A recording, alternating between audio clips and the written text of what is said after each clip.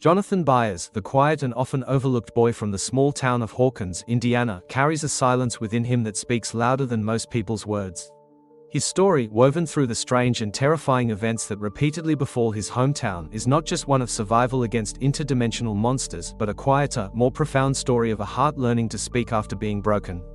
And the language he finds, the vocabulary for feelings too big and too painful for ordinary conversation, is music, specifically the mixtape. For Jonathan, the carefully curated collection of songs on a cassette is not merely a playlist, it is an emotional bridge, a lifeline thrown across the chasm of grief, loneliness, and misunderstanding that threatens to swallow him whole. To understand Jonathan is to listen, not just to him, but to the songs he holds close. His life, before the upside down ripped through it, was already defined by a heavy quiet. Living in a shaky household with a struggling, often absent mother and the immense responsibility of caring for his younger brother Will, Jonathan became an observer. He watched, he worried, he shouldered burdens without complaint because there was no one to complain to. The world saw a shy, possibly strange kid with a camera always in his hands, but the camera itself was a clue. It was another tool for observing, for framing the world at a safe distance, for capturing moments of truth he felt unable to participate in fully. Then, Will disappeared. The gut-wrenching terror of that event, the frantic search through the woods in the pouring rain, the crushing weight of helplessness, these were emotions that could shatter a person.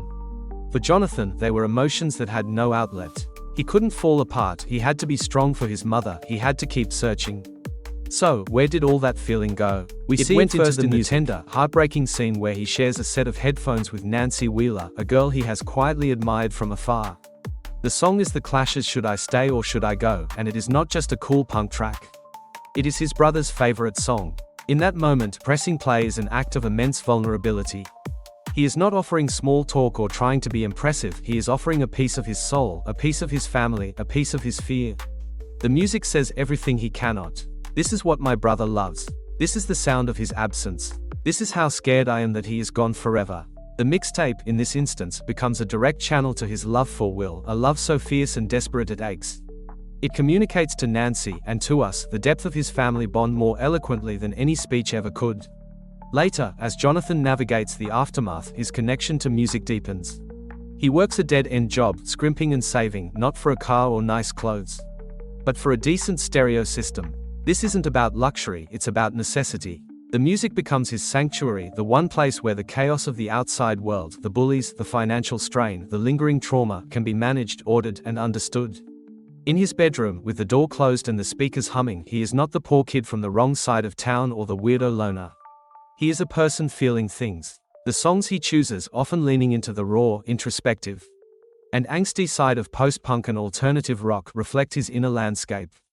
They are full of longing, alienation, and a search for truth, mirroring his own sense of being an outsider in a world that feels both boring and terrifyingly unstable. This reaches its most beautiful expression in his relationship with Nancy.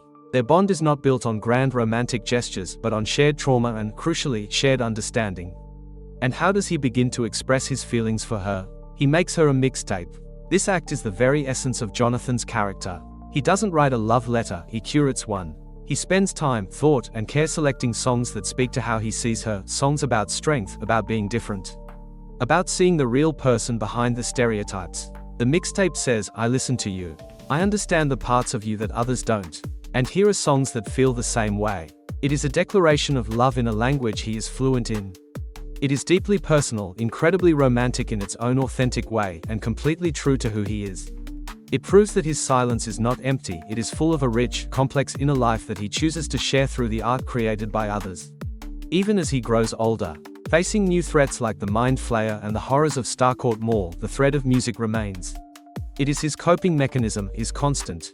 When words fail, when the monsters are too unbelievable to describe, when the fear is too paralyzing, there is always a song that can hold a piece of that emotion.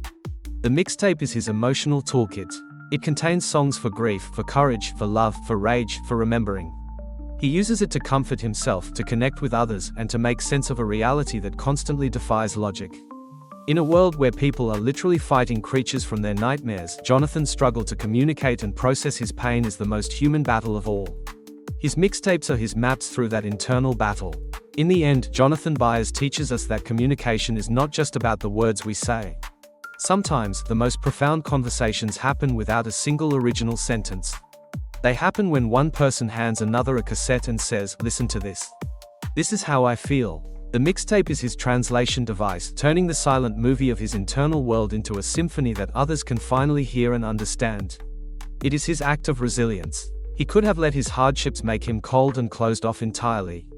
Instead, he sought out beauty and meaning in the art of others, building a bridge from his isolated island to the mainland of human connection. His story is a powerful reminder that we all have our own languages of the heart. Some people write poetry, some paint, some talk for hours with friends. Jonathan Byers, the quiet boy with the caring eyes and the weight of the world on his shoulders, speaks through the crackle of a cassette tape, and in doing so, he tells us everything we need to know about his courage, his love, and his unbreakable, beautifully human spirit.